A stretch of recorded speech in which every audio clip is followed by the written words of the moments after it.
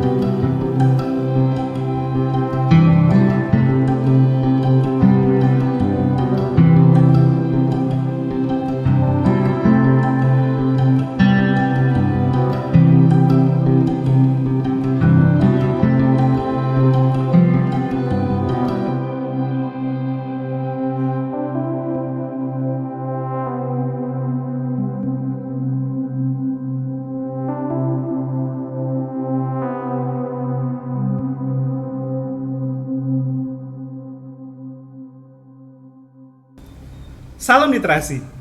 Hari ini kita akan membahas sesuatu yang sangat menarik dari dunia literasi, yakni novel. Kalau biasanya pada umumnya ya masyarakat mengenal novel bercerita tentang roman, percintaan, politik, konspirasi. Tapi hari ini kita akan membahas sesuatu yang sedikit berbeda. Kita akan membedah kehidupan beragama, khususnya bergereja. Kita akan membedah novel Temanggung Yogyakarta. Langsung dari penulisnya hadir di sebelah saya, Pak Aris Saptaji, yang akan bercerita tentang dibalik pembuatan novel yang sangat menarik ini. Seperti apa? Kita simak bersama ya. Baik, yang pertama saya pemilihan latarnya, saya memang sengaja memilih latar kehidupan bergereja, khususnya gereja karismatik ya di sini. Nah, itu menjadi tantangan tersendiri bagi saya karena aliran karismatik terutama ketika pertama kali masuk ke Indonesia ya tahun akhir 70 awal 80-an begitu, oleh gereja-gereja mainstream dianggap aneh atau malah sesat.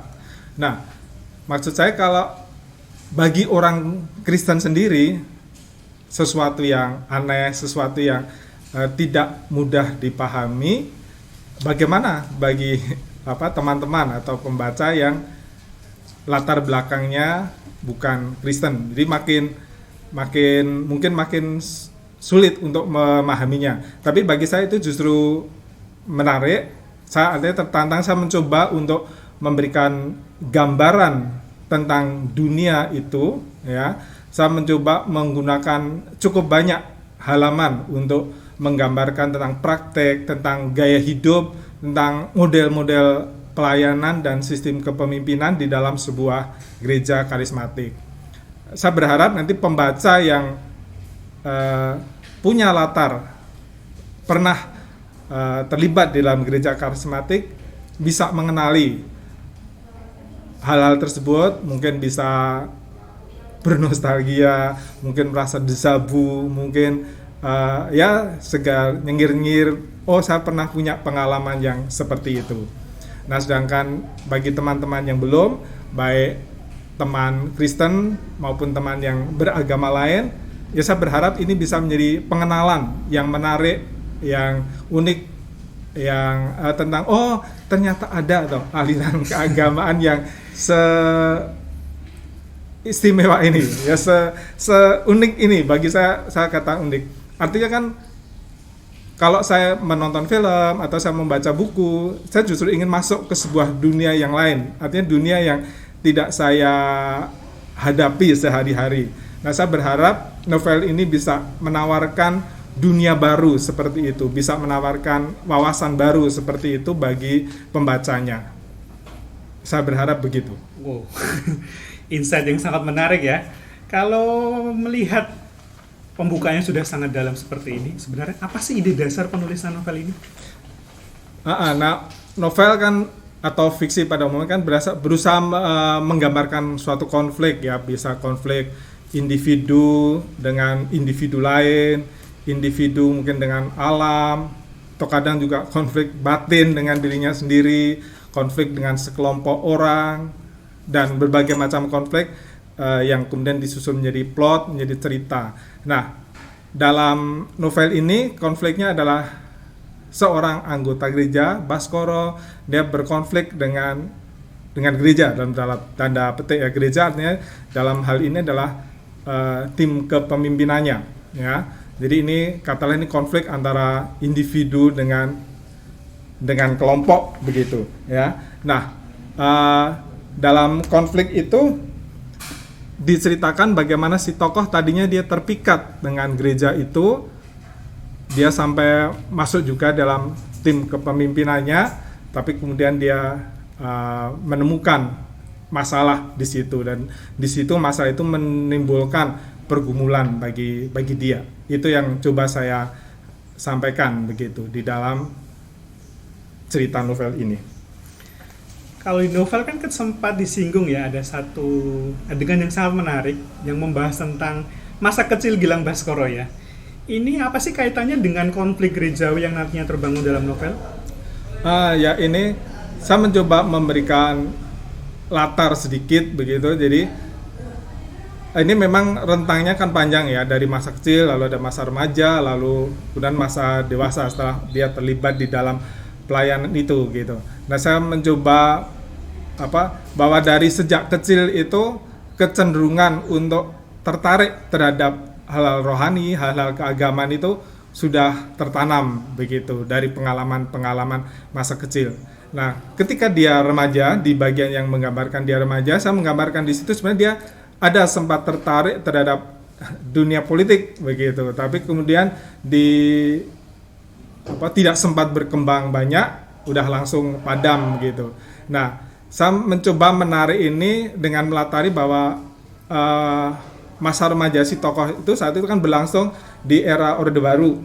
Nah, era Orde Baru waktu itu ada kebijakan NKKBKK, yaitu artinya yang berlaku di kampus, artinya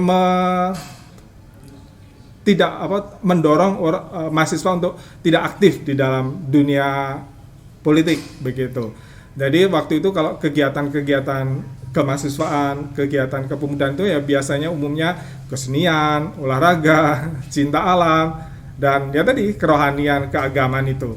Nah, si tokoh di novel ini, si Baskoro, tadi saya pilih adalah dia sebenarnya senang kesenian, tapi kemudian dia masuk di dalam dunia kerohanian. Dia terhanyut, artinya dia mengalami pertemuan dengan dunia kerohanian yang membuat dia sangat bersemangat untuk di situ. Dan di situ diperlihatkan bagaimana ternyata membawa dampak yang panjang bagi hidupnya begitu. Jadi ini mungkin salah satu contoh bagaimana pemuda yang tidak ditutup, yang apolitis, tapi kemudian menjadi seorang yang fanatik di dalam agama gitu. Artinya kalau agama biasanya kalau di dalam novel motivasi ya umumnya itu biasa dijadikan sebagai sumber solusi. Orang-orang menjadikan kalau mau menyelesaikan masalah dengan beragama. Agama biasanya kalau dalam novel-novel, terutama novel-novel motivasional itu kan dijadikan solusi. Artinya masalah seksual, masalah percintaan, masalah pendidikan apa saja dikembalikan ke agama, soalnya agama menjadi sumber segala jawaban untuk berbagai masalah kita. Tapi dalam novel ini saya justru ingin memperlihatkan bagaimana agama itu kadang jadi sumber masalah. Tentu saja ketika ajarannya diselewengkan dan disimpangkan. Jadi konflik utama itu mulai berlangsung setelah Gilang Baskoro masuk ke pelayanan, jadi Mas ya? Ya memang kan seperti novel ini berusaha menggambarkan proses bagaimana seseorang dari tadi tertarik pada dunia rohani, ternyata dunia kerohanian menawarkan semacam visi hidup yang berbeda. Artinya seorang anak muda lagi mencari-cari jati diri, mencari identitas, dan dia menemukannya itu di dalam dunia kerohanian, di dalam pelayanan, di dalam kegiatan gerejawi, ya. Dia begitu mencintai dan dia begitu memberikan seluruh hidupnya di situ, begitu, bahkan sampai kemudian dia terlibat dan aktif di dalam kepemimpinan sebuah gereja.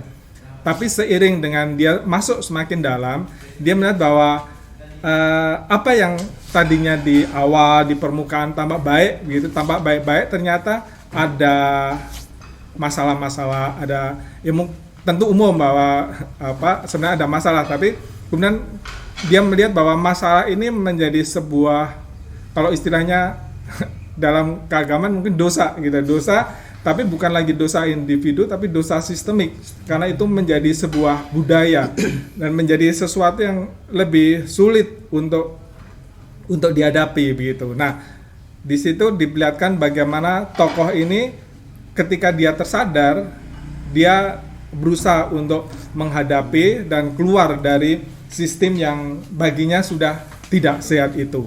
Nah, makanya kenapa saya menggunakan kurun waktu yang cukup panjang untuk menggambarkan konflik itu. Karena kalau hanya setahun, 2 tahun begitu, mungkin orang belum begitu mengalami kata jeroan dari sebuah gereja, apa yang terjadi di dalam sistem kepemimpinan sebuah gereja. Kalau dia baru 2-5 tahun, mungkin juga dia belum bisa masuk ke dalam tataran kepemimpinan itu. Nah, makanya di sini tokohnya adalah dia sudah aktif melayani dalam waktu ada 20 tahunan itu kalau kita baca di lini masanya, dan kemudian dia memutuskan untuk meninggalkan pelayanan itu, aktivitasnya itu. Nah, di sini kan mestinya menimbulkan pertanyaan, mengapa? Mengapa dalam huruf besar begitu ya. Nah, itulah yang coba saya eksplorasi di dalam Temanggung Yogyakarta ini. Menarik sekali. Pergulatan yang tidak yang terus bergumul ya. Terus kemudian apa sih relevansinya dalam kehidupan bergereja saat ini? Memang latarnya ini memang hanya sebuah gereja kecil ya. Jadi mungkin orang kan itu cuma pinggiran begitu. Tapi seiring saya melihat, saya membandingkan dengan keadaan, saya merasa bahwa ini justru sangat relevan dengan kondisi kehidupan kita saat ini, baik kehidupan beragama maupun kehidupan yang lebih luas begitu ya. Kalau saya tidak keliru mengamati, gejala seperti ini bukan hanya terjadi di dalam kehidupan kegerejaan, kehidupan dalam kekristenan, tapi tampaknya juga berlangsung di kepercayaan-kepercayaan atau agama-agama yang lain. Artinya bagaimana pemimpin umat yang dihormati ya, mereka menggunakan agama, menggunakan nama Tuhan, menggunakan ayat-ayat kitab suci yang seharusnya untuk memberdayakan umat, malah digunakan untuk memperdayakan umat begitu. Nah, itu yang bagi saya perlu untuk disoroti ya, walaupun mungkin kita abai, tapi ternyata saya melihat bahwa fenomena ini cukup meluas. Beberapa waktu lalu misalnya Tirto menurunkan laporan khusus tentang dampak teologi atau ajaran Injil Kemakmuran dan mega church yang ternyata justru tidak sehat ya, tidak memberdayakan umat tadi. Gereja cenderung mereka sangat bersemangat kalau menelanjangi dosa-dosa pribadi yang seharusnya ditangani secara privat, tapi mereka bungkam terhadap dosa-dosa sosial, terhadap isu-isu sosial. Artinya kalau saya melihat di sini bahwa gereja kehilangan suara kenabiannya. Mana misalnya suara gereja terhadap isu-isu HAM misalnya, atau isu lingkungan hidup begitu. Nah, artinya kalau kita bandingkan misalnya dengan Yesus sendiri, Yesus kalau menegur dosa pribadi dia cenderung melakukannya secara privat, maka dia disebut sebagai sahabat orang berdosa. Tapi dia bersuara lantang terhadap dosa-dosa sosial, terhadap dosa-dosa sistemik yang dilakukan oleh penguasa, baik penguasa agama maupun penguasa sipil yang menindas janda-janda dan orang miskin. Nah, maka di dalam novel ini saya hanya memberikan contoh 4 bagian yang dirusak oleh sistem yang bobrok tadi, yaitu di situ bagian kan ada itu berkas pengajaran, itu tentang doktrin. Bagaimana umat lalu dibiasakan, dibentuk untuk manggut-manggut dengan ajaran pemimpin, untuk tidak boleh kritis, tidak mempertanyakan, dilarang membantah. Nah, bagi saya budaya seperti itu menyuburkan mungkin ya cocologi atau hoak, orang jadi tidak kritis, tidak cek dan dicek, jadi malah gampang. Jadi seolah-olah kalau asal sudah disampaikan oleh pemimpin itu pasti benar gitu. Kemudian ada bagian kedua, bagian kekudusan, atau contohnya di sini adalah soal pasangan hidup, soal perjodohan.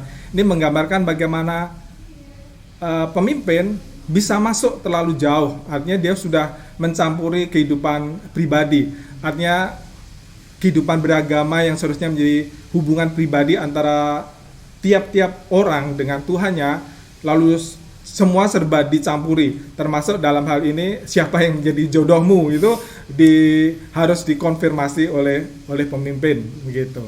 Dan kemudian keuangan ini juga sangat memprihatinkan, karena harusnya kan umat itu diberdayakan, tapi malah dieksploitasi. Kalaupun misalnya berbicara tentang kemakmuran, ya mestinya kemakmuran bersama, tapi kalau kita melihat yang makmur ya hanya elit-elit kepemimpinan begitu, sedangkan yang di bawah ya malah menjadi sapi perah dalam tanda petik. Dan kemudian ya budaya kepemimpinannya itu sendiri sebuah budaya yang tidak sehat, bagaimana dianggap pemimpin puncak, dia selalu benar, tidak boleh disanggah, jadi tidak ada cek receknya, tidak ada yang mengontrol dia begitu. Gereja menjadi echo chamber, artinya ya hanya suara-suara setuju seperti lagunya Iwan Fals yang boleh terdengar di situ begitu. Kalau sudah berusaha melawan, memberikan perspektif yang berbeda seperti yang dilakukan oleh Baskoro, si tokoh utama ini, ya kira-kira nasibnya akan seperti itu, seperti yang terjadi dalam novel ini begitu. Oke, jadi saya berharap pengalaman membaca novel ini bisa ya bersama-sama pembaca kita bisa merenungkan, kita bisa merefleksikan bagaimana kehidupan beragama yang lebih sehat begitu. Saya berharap pengalaman membaca novel ini bisa memberikan ruang bagi pembaca untuk merenungkan kembali, mengkaji kembali bagaimana sih sebenarnya kehidupan bergereja atau kehidupan beragama secara luas yang sehat dan betul-betul memberdayakan umat. Wow, pembahasan yang sangat menarik ya.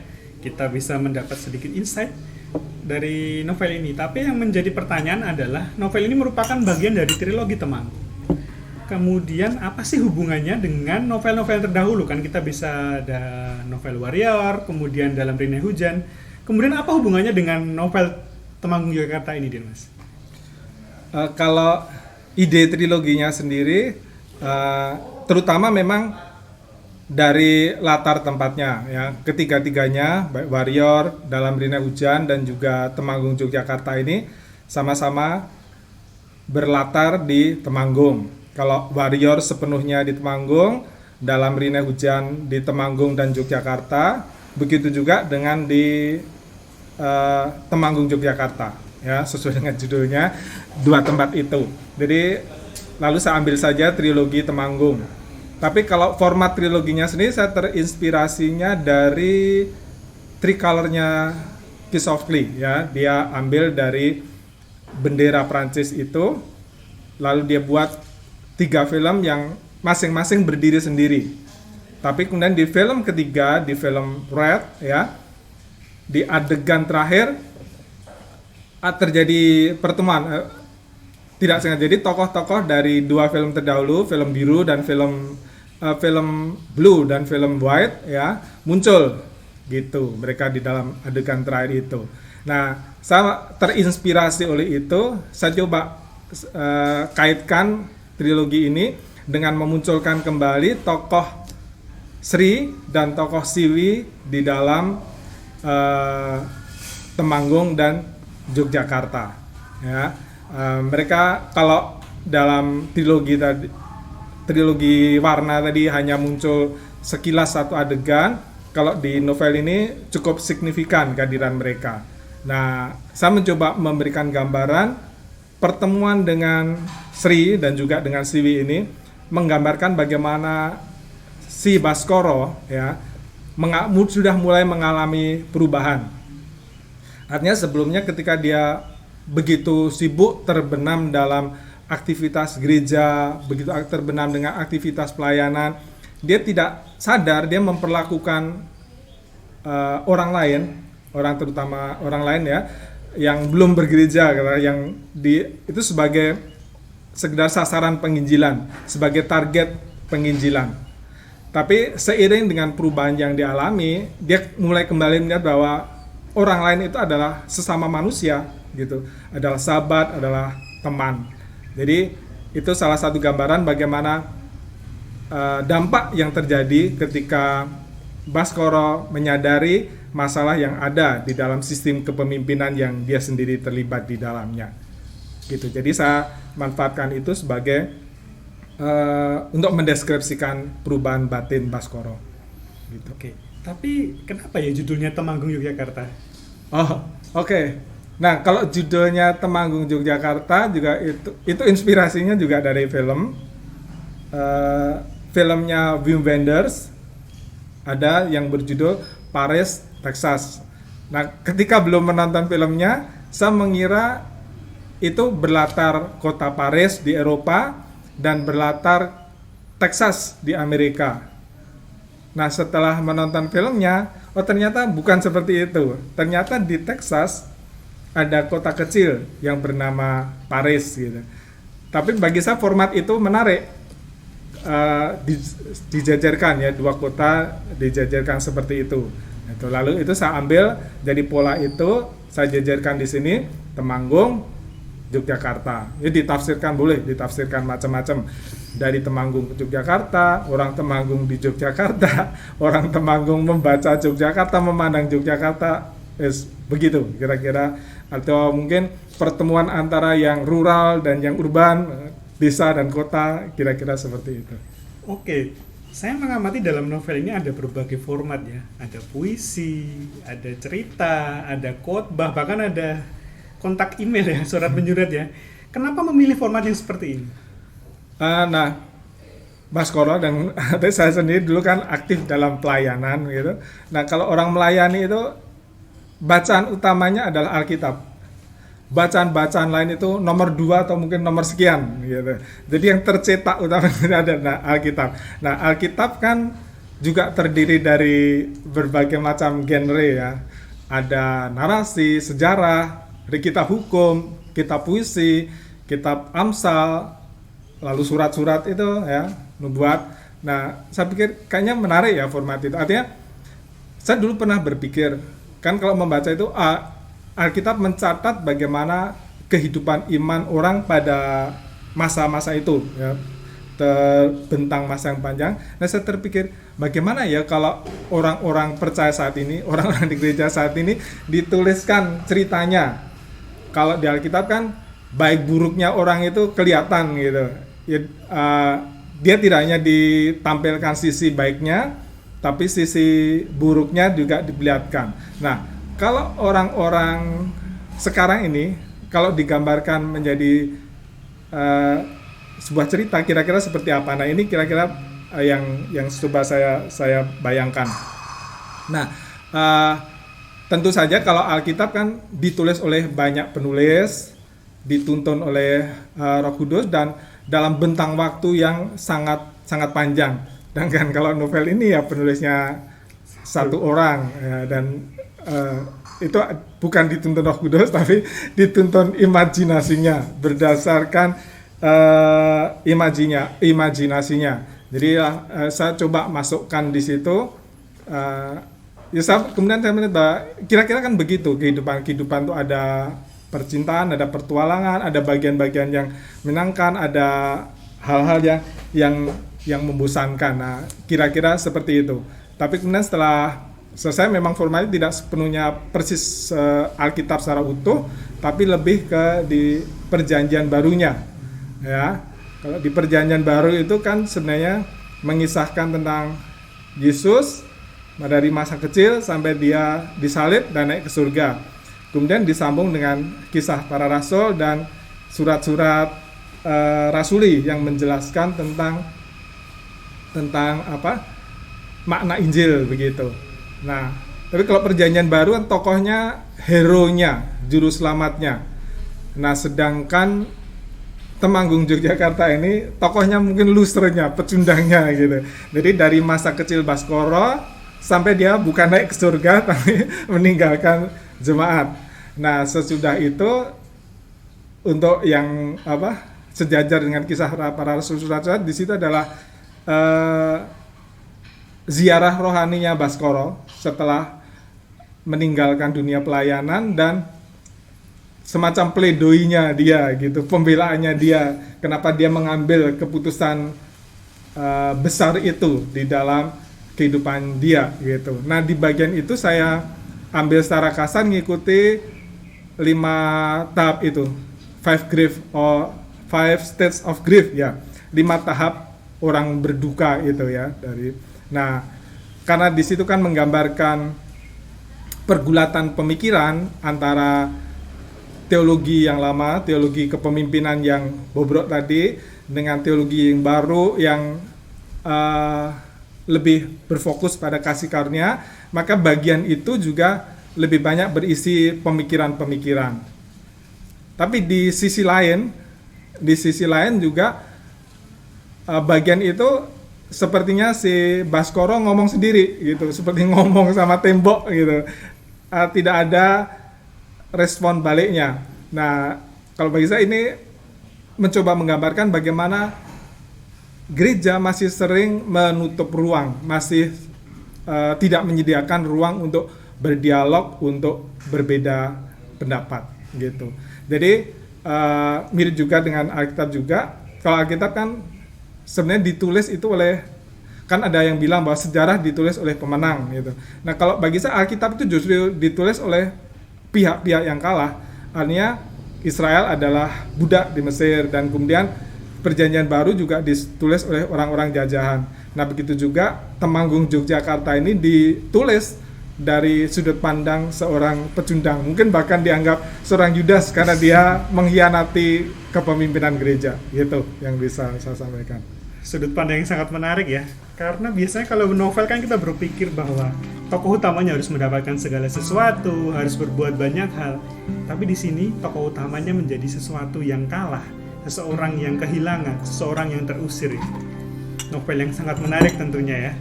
Kalau mau lebih tahu lebih lanjut lagi, teman-teman bisa baca ya di novel Temanggung Yogyakarta. Nanti untuk mendapatkannya bisa dicantumkan di deskripsi ya untuk kontak-kontaknya. Oke, terima kasih banyak sudah menonton. Semoga saja memberi inspirasi. Sampai bertemu di edisi berikutnya ya. Salam literasi.